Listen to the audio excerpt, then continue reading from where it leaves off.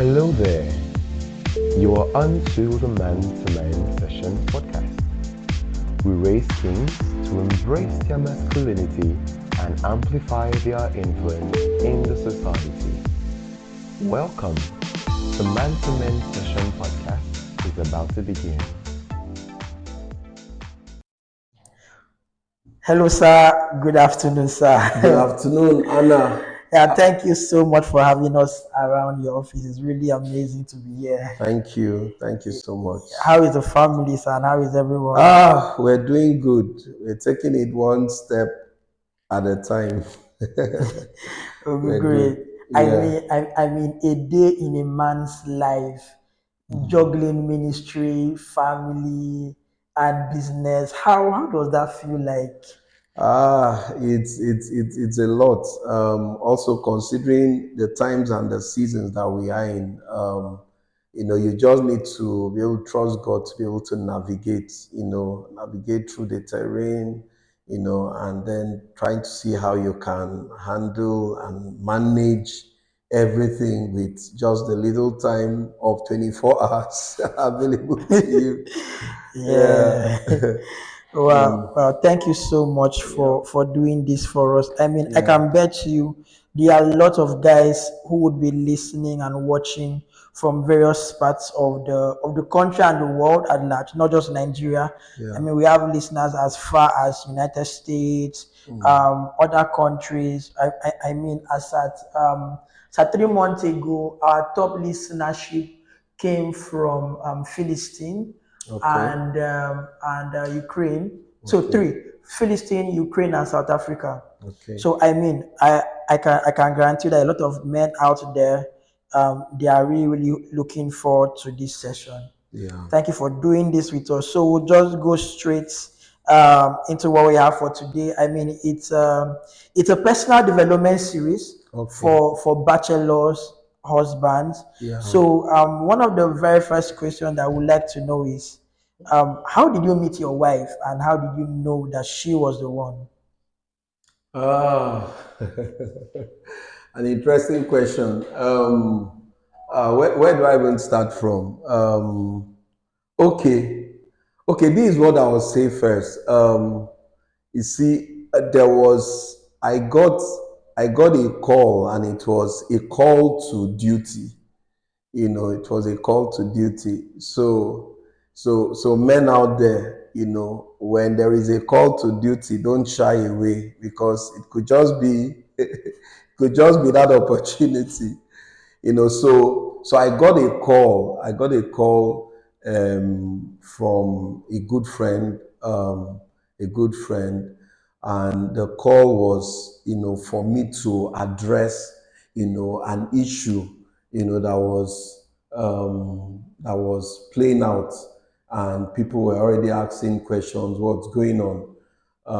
So I got this call, and I tried to get more insight into what was really happening, and I was told what was actually happening, and then I actually insisted, because someone had raised a concern, concerning our fellowship, our session, and all, back then. So I insisted that I would love to get to hear from the person, that raised the concern, of that's the reason why I was called. And he said, okay. So person sent the number of this lady to me, and we got talking.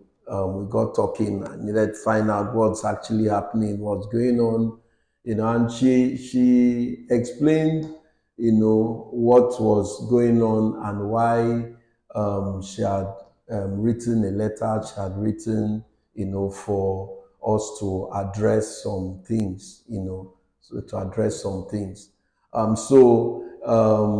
I took it up, like I said, it was a call to duty. So I took it up and decided to see what I could do to address the concern, at the moment. And it was actually from there, that we actually got talking again. She's been someone we've known back school days, in our association called FECA. And then I can't remember when last we got talking. Almost like 10 years thereabout. We'd not talked.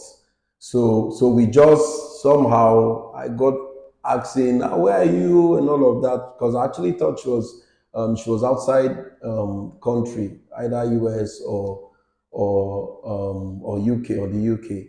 But actually got to find out that she was in Nigeria, and not just Nigeria, but Lagos.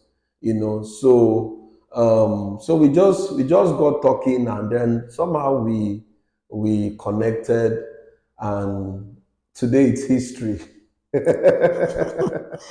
Wow. So how did you know that she was the one? I mean, amongst every other lady that would have probably been in your life as at then, how were you sure that this was the woman I really wanted to settle down with? Okay, you know what, I always tell people, most time people say, when people say, I heard the Lord speak to me, to some people it's like, when can I get there, when will the Lord also speak to me, but there are several ways the Lord speaks to us as His children. There's several ways, and for me, one of the simplest ways that the Lord will speak to someone is He will just give you either trouble your heart or give you peace of mind. Give you peace of mind. So when you know that you're in the right path, if you're sincere with yourself, there is this peace that comes to your heart. So each time you think of the issue, or you think of, whatever that is, there is a settling in your heart, so you just feel this peace. And for me, I think, amidst every other indices and all of that, the key thing to, we starting the journey and all of that, it's that peace of mind. I just had peace of mind. Each time I think of her, each time we talk, there's this peace of mind. So somehow, with that, I just knew, I think I was on the right trajectory. Yeah. Okay, great. So this next question goes out to every young man out there who is preparing to transition from living the life of a bachelor to being a husband. I mean, you would agree with me that a lot of homes, Yeah. they do prepare the girl child Yeah. right from when she's young Yeah. for marriage. I don't know about other homes, but I mean, from the society where I grew up in, you would rarely find that being done for the boy child, for the young men. So for the young men who are preparing to transition from being bachelors to husbands, what would you say are the fundamental knowledge that they should equip themselves with? What do they need to know to prepare? Wow. Okay. So this is my definition for a man, and for me it's just from the acronym MAN, MAN. So and so this is how it goes. So M stands for meet, A stands for all, and N stands for needs. Needs. Wow. So a man must be able to meet all needs, Wow. meet all needs, or working towards meeting all needs, or in the process of meeting all needs. So in my own, it's my own definition, my own terminology, or my own ideology. What makes you a man that is ready to carry on responsibilities of getting someone into your life? It's that ability to meet all needs. So the question is, you want to get married, what needs are you meeting? What needs are you meeting? Are you meeting some spiritual needs? Are you meeting some financial needs? Are you meeting some emotional needs?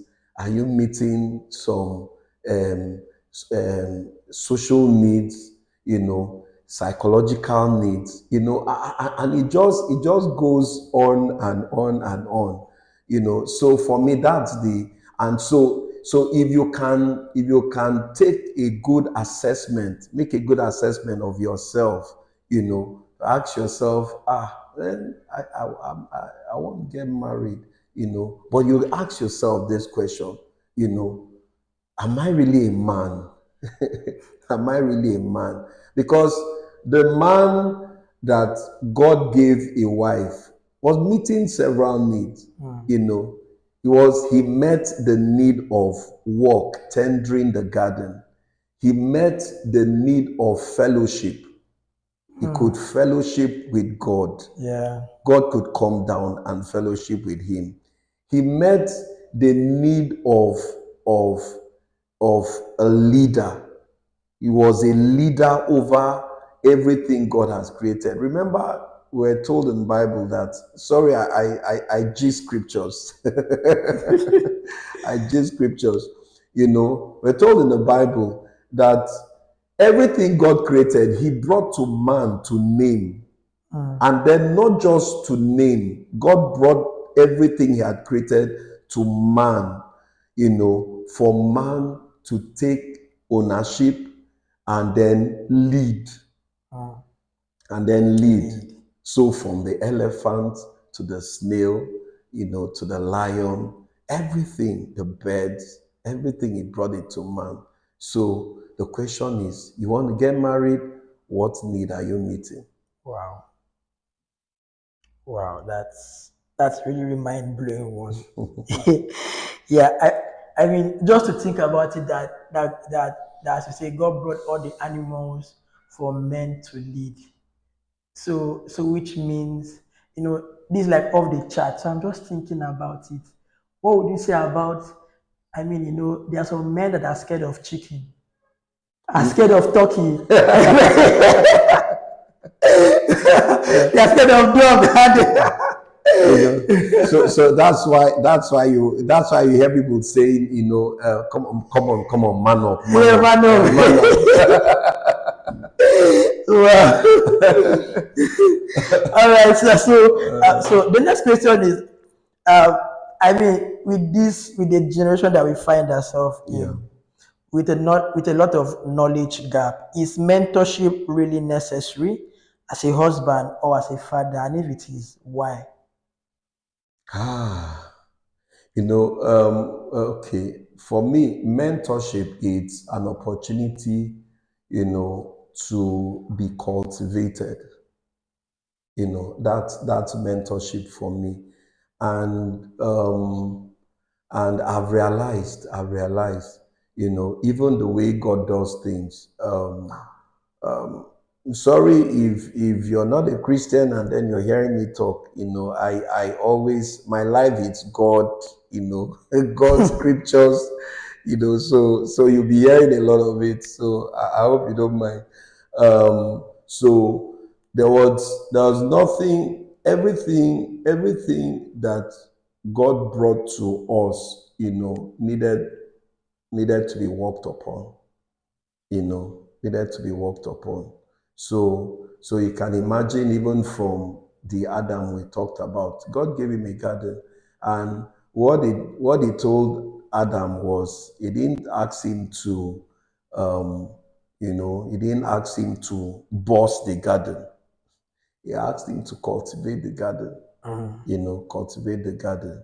And that's why you also discover that, no no man is born just a man. You may be a man, but you're born as a baby, as a baby. So that baby needs to be cultivated. That baby needs to be nurtured. Yeah. That baby needs, all the guidance that is required for it to grow. So growth, it's one of the ingredients on the earth, that every man must apply himself to. So what's mentorship? Mentorship for me, it's just an opportunity to be cultivated. So you avail yourself to be cultivated, because in life, how God has made life to run is that you always have people ahead of you and people behind you. So if, like someone also says, if you want to go further in life, you must have fathers. Yeah. Yeah, you must have fathers. So if you want to be a man indeed, then you need mentors. You need people that have gone ahead of you, that can have access to you and cultivate you. Cultivate you. So mentorship, it's so key. It's so key. Yeah. Yeah, so I heard you saying access, right? Getting access to mentors. So I would now want to ask, what should for every man out there who would now decide to get mentors, what should they look out for when choosing a A mentor, and mentor. how can they benefit? Because how can they benefit from those relationships? Because I mean, some persons feel, oh, they can just put a name tag, oh, he's my mentor, but there's no access. So how can they get the benefit of that mentorship relationship as well? Yeah, okay. I'll say the first rule, of mentorship, it's a connection. It's a connection, because um, once you're not connected, it's hard to get anything from that person. It's connection. So you need that connection. So like you said, people say, this person is my mentor, this is not my mentor, and it's just mentorship on paper. Just mentorship on paper. So that connection, it's very important. How do you access this? How do you access a mentor? Yeah, how do you what do you need to look out To for look when out for choosing? when choosing a mentor? Well, okay. One of it is someone that takes interest in you. Um, I yeah, I equally, I believe strongly on its mentorship. Mentorship, close mentorship, and not just mentorship from afar. That's you really just, what will I call it? You're just learning things from someone from afar. Because like what I said before, there must be a connection for you to really call someone your mentor. There must be a connection. And then that connection has to be on both ends. So one, it has to be, there has to be that connection. Two, the person has to um, take a likeness of you. So you know how you're chasing after someone and he doesn't even really have your time. Yeah. That can be your mentor. A mentor will be someone that really has interest in you, ready to give his time, his share some of his resources, share some of his experience and all of that. So it's someone, so access, availability, and then the person too must be willing to, make time for you, So if you're talking to someone, say, I like, yeah, and then you just tell her, well, I don't have your time, I don't have your time. Yes, at times, some people may pull that to just see if you really, what do you call it? If you're really serious, about this. So that they may do that, but I think those things that's key. Person has to have some level of interest, on you. So because that's the only way he can pour himself, to you, knowing quite well that people are busy, Yeah. so what I don't have interest in, I will hardly commit time to. Yeah. So you need to look at someone. I think that's it. That's the basics. There are others, but for me, those are that basics. Okay. How can married men ensure they don't get carried away with work, business, or ministry that they neglect their wife and kids? Ah, ah. Hey, it's called systems and structures. So just imagine a human being without the bone structure. You just be a pack of flesh, a pack of flesh. But how is this body able to function well? It's you have to put a bit of structure in place. My wife is more of a system person, I also love system, but not as much as she does, so she's also helped me a lot, in terms of putting system structures and all of that. But you know what? Truth be told, you can't. It be so tough, so hard to put to creating a balance between work, ministry, and all of that with family without some level of structure. Some level of structure. It will be so hard. You will just keep saying, just keep procrastinating. Baby, you know what I will do? I will do. I will do. So you need some level of structure. You need to be able to say, you know what, baby, or whoever you call your wife. You know what? We have 7 days in a week. We work so hard. Church, ministry, business, our personal lives, and all of that. You know what? I want us to put up a structure, something. Every let's say every Monday from 6 p.m. till we go to bed, is just the business of you and I. Business of you and I. So you put that structure in place. So you know that is like an appointment. It's an appointment. So once it's 6 p.m.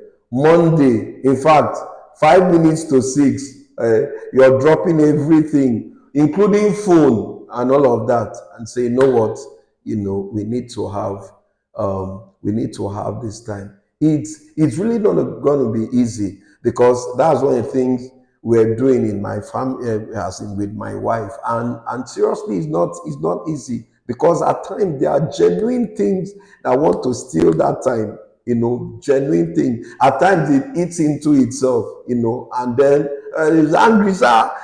This time is supposed to be for us.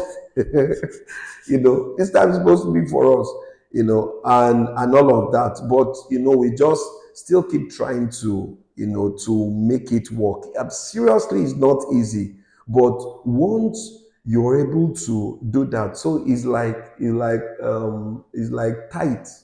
tighting, how you just remove that 10%. 10% and say, this money is not mine. So it's like that time is not mine, is not yours, is Yeah. ours. Is ours to spend. Wow. So there have to be structure. That's one. Then two, any available time that you have, any spare time that you have, ah, do something with it. Try to catch up, try to see that you're able to gist, see that so it's like for me, I call it redeeming time, just redeeming time. So I'm coming back from work. I'm looking forward to just getting home. At least let me see my wife, see my family, and then at least just have a bit of time before. So every small bits. So you have to be intentional. You really have to be intentional. Every little time that you have, invest it. Wow. Invest it. It's just like you having money and then you're intentional about it, and then you tell yourself, anything I don't need, I won't spend, I'll save. Anything I don't need. So you now become intentional. So you're driving back home and then you see something flashy on the road, and then you're asking yourself, do I need it? Do I need it? And the other sense you're saying, I don't, I'm saving it. Instead of spending, I'll save it. Instead of spending, I'll save it. So it's the same thing with time, you know. So that time you'd have said, let me just go while away. Sir, no, no, no, no, no. Rather, let me spend this time. So every pocket of time that you have, so be intentional about it. So, and Yeah. instead of spending it doing, I'll rather save it. I'll save it with my family. I'll save it. And then by the time you check the cumulative, in a week you've saved maybe 12 hours, 15 hours, from the pockets of small times that you have, available for you. Yeah. Wow. So that's really a lot. So how about a situation where a lot of men now they know how to provide financially for their wives and their kids, and of course emotionally for their wife also. They also know how to provide that. But how can they, as fathers, provide emotionally and physically for their kids? Whew. Emotionally and physical. Okay. Well, I think the duration over the years it's shrinking. And what do I mean duration? The duration, I mean the time allotted for you to have your kids.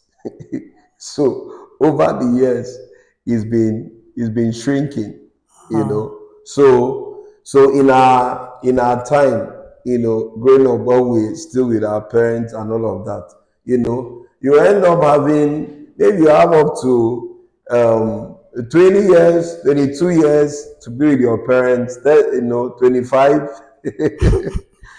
But now, it's current reality. The truth is, if I'll be sincere, the only years you have, available to you as a parent, to be with your kids is 10 years. Wow. It's 10 years. And why do I say that? It's one thing to be in the same space and then be in the same space, and then there is a connection. There is a connection. So you can be in the same space, the same house, no connection, Connection. no connection. So we can't help it, because it is the times and the age that we found ourselves, the age where there are gadgets everywhere, there are tablets, there's iPhones, there are these, social media, a whole lot. So the best time, you can really devote to say, okay, I have this time in my, it's 10 years, and it's simple, because between the ages of 0 to 10 is when your children are not really exposed to the gadgets, the this, and all of that, so those are the years that you have, to give your best, the best of your time, the best of your time, your emotions, sharing your experience, playful time, instructing time, all of that. That's the best. And you know what? Amazingly, it is the investment you make within that 10 years. It's the investment that you will reap off after 10 years. Wow. After 10 True. years. True. So if you invest properly, social media will not take your place Yeah. over your child life when she's 18, when she's 20. It will not take her place. It will not take that place. So even when she's matured enough and then gets married, and starts building her own family, because you had built a foundation, it will be, easy to keep that relationship. Yeah. Keep that relationship. So it's okay. So I really don't know if I've answered that question, um but we just need to know that, for me, so 10 years alone, so that that requires a lot of urgency. a lot a lot of urgency.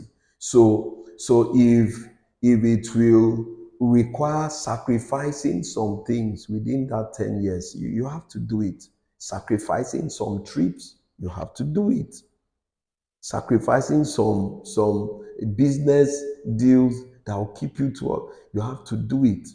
Working around your work schedule, you have to do it within that 10 years.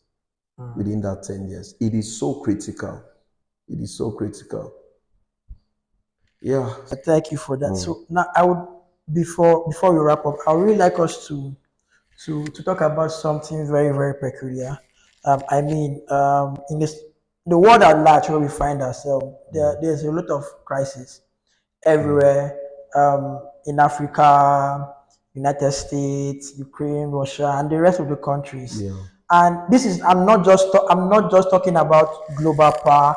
I'm not just talking about political crisis, right? I'm talking about even down to even the educational system, even as far as into the business structure, Yeah. right? And if you look at it, you now come to realize that every single person who is either spearheading or probably reacting or maybe is involved in this, they all came from a home, Yeah. right? They all came from a home. And it now makes me to worry. Just the same way you said that every parent has 10 years to invest into the life of their children. It now makes me to worry about the level of investment that probably their fathers or maybe our fathers had, that is now causing a ripple effect in what we are seeing in the society. So now, putting into consideration the several causes of absentee father, yeah, what would you say can be done to solve this? To solve the issue of where we're having absentee fathers? And is it enough for a father to just be physically present? Okay. Um, okay. So, um, by virtue of what, out of what we do, in terms of ministry, of reaching out to area boys, area girls, commercial sex workers, across Lagos and beyond. Um, my heart keeps going out, when I see most of these kids, and you just know it's the fundamental issue, of the challenges that they're facing where they are at the moment. You see them, it's as a result of absentee fathers. Wow. Because when you get to talking to them, you ask, where's your father? In fact, almost 80% tell you, I don't know my father. Talk less of saying, I have one that I know and he's not even present. Wow. I don't know my father. So for kids like that, where do you really start from? We're talking about mentorship, earlier on. Yeah. And the first mentor any child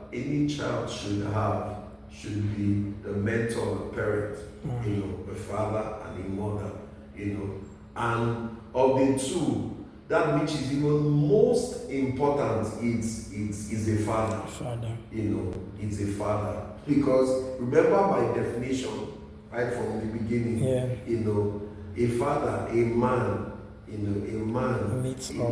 meets all needs, be it emotional, be it financial, be it, so just name it.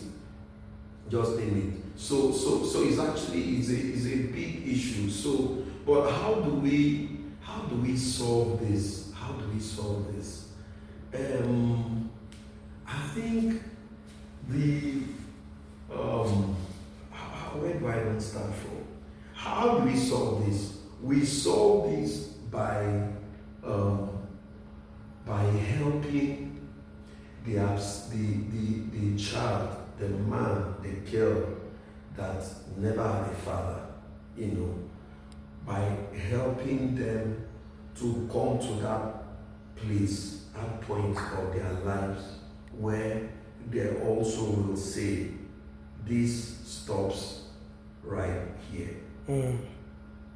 Because there are some things you can't help in life, because they happen when you had no choice, you had no option. So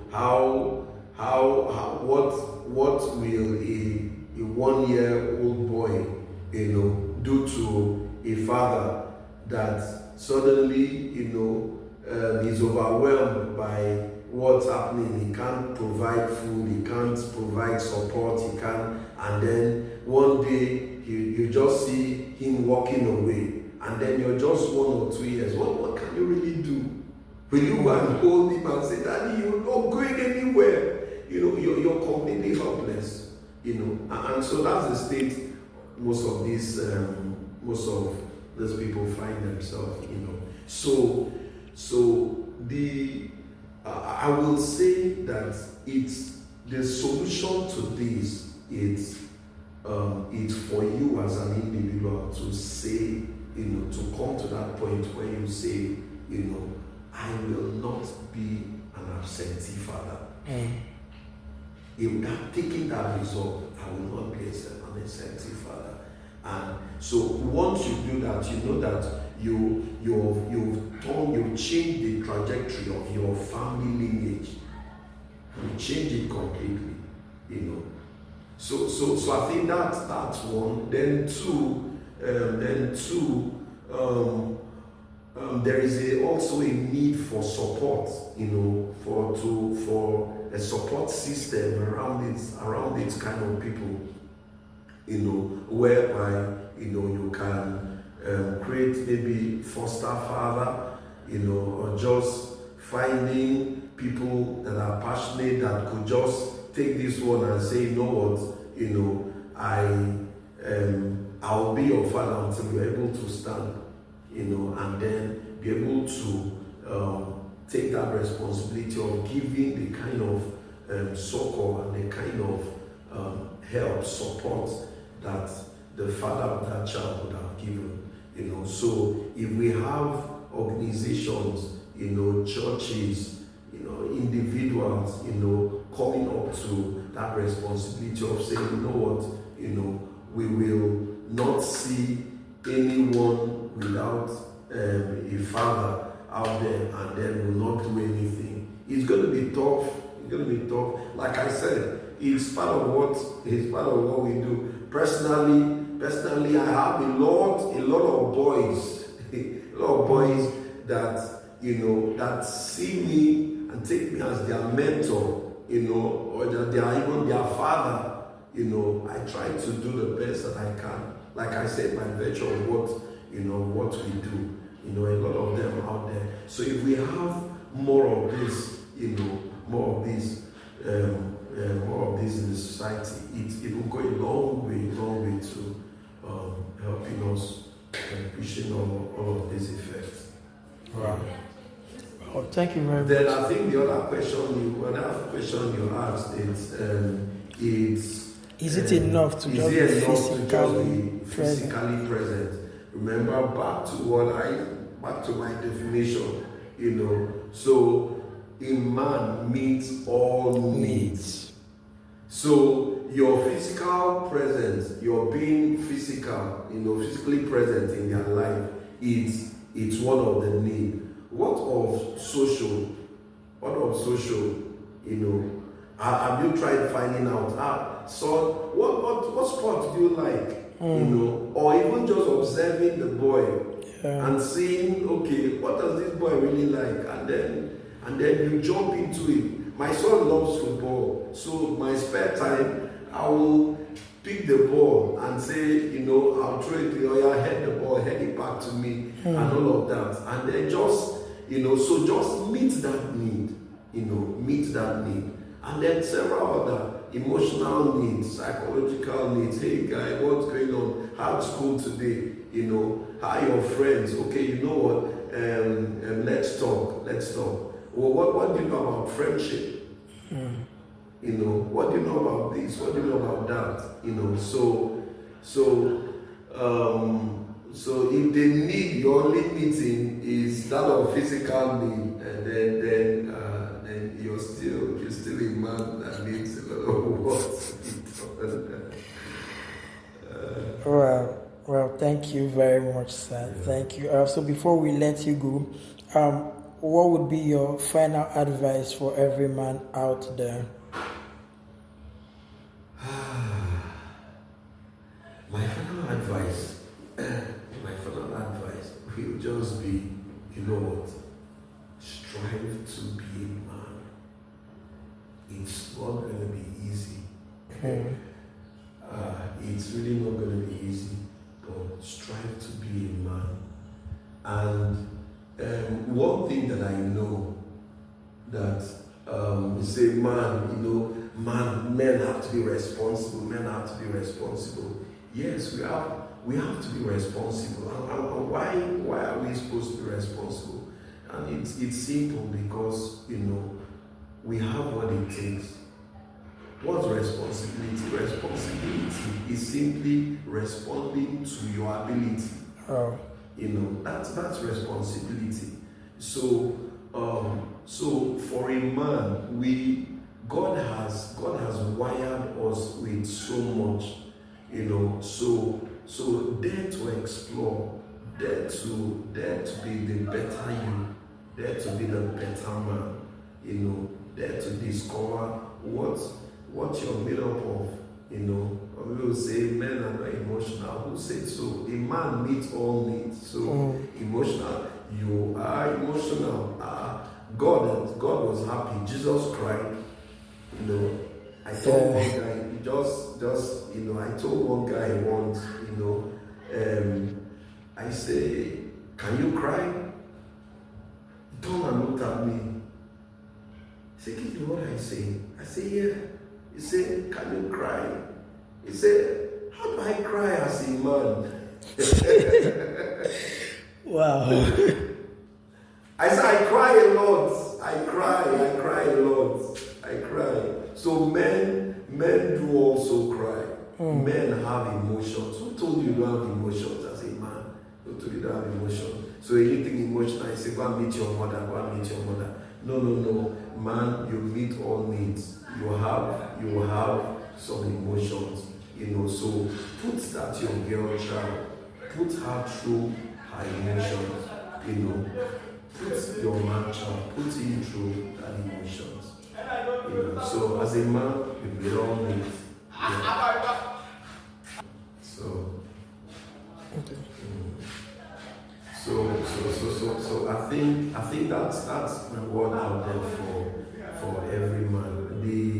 The world is in deficit of men. Men.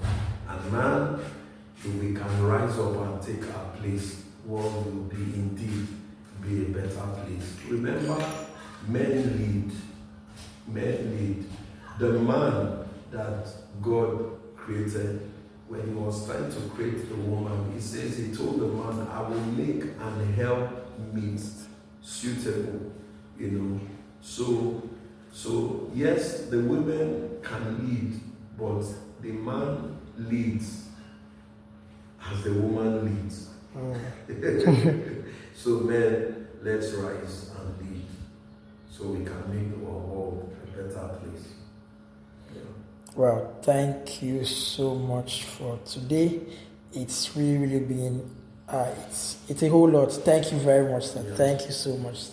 We are all grateful for you taking our time to speak with us. Thank you. Thank you so much, sir. Thank you for having me. Thank you for coming to my space and troubling me this good afternoon. All right. Thank you very much, sir. You're welcome. Anytime.